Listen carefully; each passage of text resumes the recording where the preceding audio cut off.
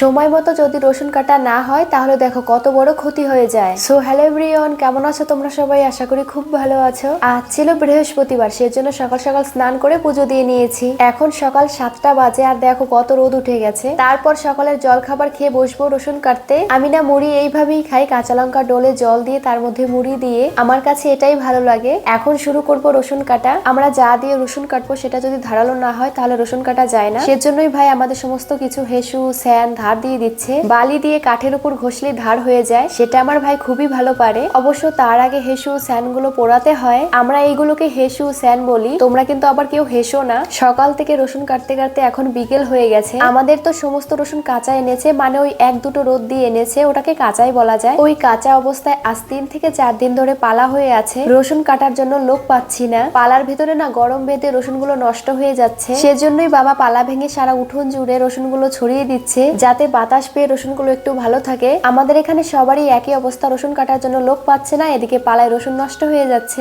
এখন তাড়াতাড়ি করে এই রসুনগুলো কাটতে হবে। তো ভিডিওটা এই পর্যন্তই, দেখাচ্ছে পরবর্তী ভিডিওতে।